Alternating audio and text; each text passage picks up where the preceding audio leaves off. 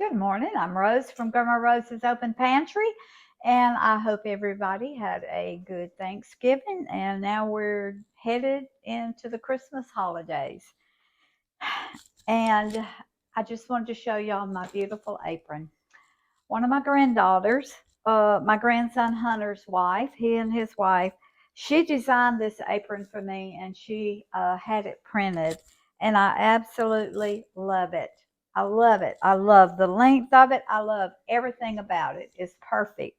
So I just wanted to show y'all my new apron this morning because I am so excited about it. It's pretty. Yes, it is. Thank you, Hannah. Thank you, Hannah and Hunter and Winnie and Addie and Morning. So that's their three girls, three little girls. Today we're going to be making some Brunswick stew. I made some for Thanksgiving, but I had some of my chicken and pork that I froze that I had left, so I took it out and I'm going to make some and I'm going to put it in the freezer for Christmas.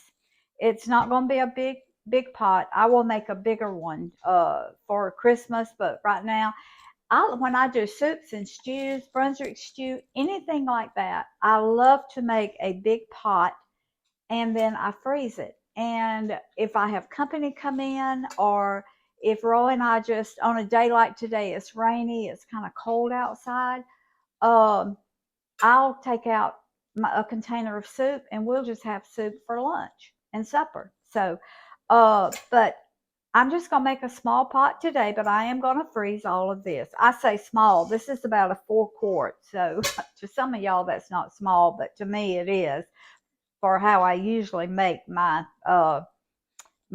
soups and stews. So, all right, I've got a half of an onion cut up in here. And I'm not going to pre-cook this because this is going to cook for like an hour. So it's going to cook all the onions really well. Honey, if you want to come over here, everything else is going to be done. Okay. Now this is some, I start off with either ham broth, chicken broth, or turkey broth. This is some chicken broth because I cooked a lot of chicken through the holidays to make dressing, to make Brunswick stew, to make chicken salad, just other things. So I think this is a 4-cup container right here. And to start off with, I'm just going to go ahead and put it all in there. Okay, that was 4 cups of my, I think this was chicken broth. Yeah, this was chicken broth where I cooked a chicken. So now to this, I'm going to, and I salted my broth, my chicken whenever I cooked it, and I put pepper in it, but I'm going to put a little bit more pepper because we like pepper in ours, and that was like a half a teaspoon. I'm not going to put any salt right now until I get all my ingredients in it and we see how much salt it's going to need. I know it's going to need a little bit because I've got some canned vegetables and they don't have salt in them. So to this, all right, I've got a half of an onion, medium-sized onion, 4 cups of broth. To that, I'm going to add this is just diced tomatoes I get from Aldi's. I added 1 can of my diced tomatoes. All right, this is 1 can of the very small. Now these come from Aldi's. They're very small sweet peas. They are 98% as good as LeSueur. Now, I don't think anybody can be as good as LeSueur, but they're also half the price, aren't they? Oh, yeah. These are, goodness, 89 cents at Aldi's, and the ones at the LeSueurs are $2 or over $2 now at the grocery store. Now, this Brunswick stew is going to taste a little bit different. I usually just put whole kernel corn, but this is what I had in the pantry is Southwest corn. It has red peppers and poblano peppers in it. Ooh, so sounds good. It's going to have a little different flavor. A little Southwestern It's going to touch. be good. It's going to be good. Yep. As Brenda Gant says, it's going to be good, y'all. Yes, and I do watch Brenda Gant sometimes. I love her. She's really good. Okay, now to this, I'm going to add a little garlic, maybe a fourth of a teaspoon. Um, Now I'm going to let this come up to temp. It's just, I'm going to put it on high to begin with. Okay. Now, sometimes I used to put spaghetti noodles, break them up real thin, but then some of the family didn't like that in there. And then I started putting potato as a little bit more so it have more substance. But then when I came off white potatoes, then I don't put that in there anymore. So I just add a few more vegetables if I need it, like my peas or corn, if I need to thicken it up a little bit, but I don't think I am. Now, everything in here is already cooked. Like this is my pork Boston butt that I had. This is chicken that I cooked, took off the bone and cut it all up. So I'm going to go ahead and put all this in there. I see a little, I'm just going to put that fat in there with it because it'll be good. Okay. All right. Now, once you get everything cooked and done, this is a very, very easy recipe. It's an easy soup, stew, and it's very hearty and very healthy. So, really the only thing in it that has carbs is corn, and there's not enough corn in it to really make a difference because everything else is just low carb and healthy. So, all right, I'm going to let this come up to temp. Now, I've got another can of tomatoes here. If this is not quite as many tomatoes as I want, but I think it will be by the time everything gets to cooking. All right, Louisiana hot sauce. This is my favorite. I've tried Texas Pete. I've tried Tabasco. And this is, and I'm sure there are others out there, but Louisiana hot sauce, this is my favorite. This is really what Roy and I both like. It doesn't have such a strong vinegar taste. It's more of a pepper taste than it is a vinegar taste. And some of it can, and that's probably a teaspoon, good teaspoon. Some of it can really have a strong vinegar taste. And that's okay if you like that, but we don't prefer that. So now to that, this is my G. Hughes original sugar-free barbecue sauce. So I'm going to add some of that. And I'll have the recipe in the description box. I'm going to wash this out with some water because I want to get all that barbecue sauce out. If you've never tried G. Hughes unsweetened barbecue sauces and other sauces, Ketchup, Polynesian we sauce. really recommend you give them a try. Yes, they are good. They are really, no sugar really added. Yep. Yep. Okay. Now, to this, I am going to add some ketchup. Now, this is the way I do this, and this is probably going to be about a third of a cup. It looked like more, but it was coming out in a small stream. So that's about a third of a cup. And when this gets to cooking really well, when my onions have gotten soft and some of that flavor has gotten in it, I'm going to taste of it and see if I need to add any more hot sauce, any more ketchup, any salt. So I'm just going to let this cook for probably 15 or 20 minutes just so those flavors can kind of come together. And I'm going to take that. That is a big piece of fat, and I'm going to take it out. I like the fat. I know you do, but I don't want anybody else to get it. It doesn't look red enough, after you've made it for 100 years like I have, and my mama made it for 100 before I did, before I started making it. So I can already tell it's not quite red enough. I can always go by the look of it. Sometimes I put Worcestershire sauce in it. Sometimes I don't.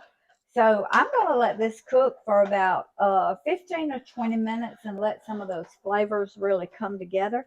And then I'm going to taste of it and see if we need to add any more garlic, any more pepper, any more tomatoes. Because altogether, I'm going to cook it about 45 minutes or an hour just so all those flavors can sit there and just come together. So I'm going to put a lid on this. I'm going to let it come up to a boil. Then I'm going to turn it down to medium low, which is between 3 and 4 on my stove. And I'm going to let it cook. And then I'll come back with you when I taste of it and see if I need to add anything else. It will settle and scorch if you don't turn it way down on it. Oh, yeah, it will. It'll scorch. And what I do about every 5 minutes, well, usually when I'm making this, I never leave my kitchen because I'm always doing other things. But yes, you have to stir it, and it will scorch. So if you leave it on very high, so that's the reason once it comes up to temp, then I turn it down to low or medium low. I'll probably turn this one down to 3, so which is low. And so I'll be back with y'all in a few minutes. Could you do this in a crock pot? You can do it in a crock pot. Yes. Okay. Yes, you can do it in a crock pot. It will take you, what you would do, you would put all of your ingredients in there like I've done here. And then I would cook it on high for like an hour. Then I would turn it down to low and cook it for 3 or 4 hours. You don't have to, because everything's done in it. So, but yes, I've never done it in a crock pot, but you can. I know you can. So you're saying the length of time in that crock pot would be if you're cooking everything in the crock pot? No, Okay. everything will already be done, but a crock pot is so much slower than this. So it takes that long to get all your flavors to marry together. You can do it in an instant pot on like soups and stews. You can do it in an instant pot if you want to. So I did that, I think, a couple of weeks ago. I did it in an instant pot, and it worked beautifully. So, but this morning, I just wanted to cook in my pretty Pioneer Woman pot here. So. Is it less likely to scorch in an instant pot? No, you have to same stir it. thing. It's just as hot. It's just electric instead of being on your stovetop. You just like to show off those colors. I do. I like to show off my pretty Pioneer Woman pot sometimes. So, and I really enjoy cooking in it. So we'll be back in a few minutes. All right. Okay, it's been cooking about 30 minutes. Roy tasted of it after about 15 minutes, and there's a big piece of chicken. Well, I'll cut it up because I just like it like this, little shreds of chicken and pork. And I added 2 tablespoons. I didn't want to add more tomatoes. I didn't want that many, so I added 2 tablespoons of tomato paste I had in the refrigerator. So I added that. I added a little bit more garlic. I added 1 teaspoon of onion powder. And I added another probably 1/4 cup of onions. So altogether, that's about a full cup or cup and a 1/4 of onions. So, but it'll be in the recipe. So I can't taste of this. I had some dental work done yesterday. I cannot have anything hot. Can't have anything really. So I'm going to let him taste of this and tell us how it tastes. But now this is the way Brunswick stew is supposed to look right here. Sort of a red, but with mustard tint. Yep. All right, honey. Reddish mustard. Yep. That's what we call a reddish mustard. Yep. But not heavy on the mustard side, but reddish. Well, you don't put any mustard in it. But I'm just talking about the color. Yeah. Okay. All right. All right. Roy's fixing to taste and let us know. I'm going to let it cook about 10 or 15 more minutes. And it's hot, isn't it, honey? It looks like old people would know better than to put a spoonful. He's been out trying to find a rabbit. We raise rabbits, and one of them got out last night, so he's been out trying to find it. That's delicious, honey. Delicious. Oh, Okay. good. All right. Usually I have to keep tasting and doctor it up, but I got it pretty spot on first time this time. But like I say, after you've made it for 100 years and watched your mama make it 100 years, you pretty much you can just look at it and tell. So the only thing you have to alter sometimes is your salt, your pepper, or something like that. I like that little bit of Western flavor in that can of. Is it okay? It's a little All different. Right. Well, it's good. We may use that again. So, but when I do soups and stews, I never do them the same way twice. So Roy said, "Did you write your recipe down?" I said, "Honey, no need, because I'm never going to do it the same way twice." So, okay, this is the way we make our Brunswick stew, and we have Well, it must be good to the last drop. When you turn that camera off, I'm gonna get some more. We have it every Christmas and Thanksgiving, and sometimes during the year I'll make it. It's delicious. So, but this is probably all of it. This is going in the freezer. So, I love y'all. Thank you for joining me this morning. And remember, food feeds the family, family feeds the heart, God feeds the soul. Put deliciousness back in your healthy food. And I'm fixing to show you a close-up. You know, the reason you have to put delicious into healthy food is because cooking healthy food doesn't do any good if your family won't eat it on a regular basis. And it's got to be good. Now, it has to be flavored like you like it, like your family likes it, but you've got to make it good. That's right. And Rose just tries to show you at least one way to do that on each food. Roy and I wouldn't eat it if it wasn't good. So Nope. we love y'all, and we will see y'all next time.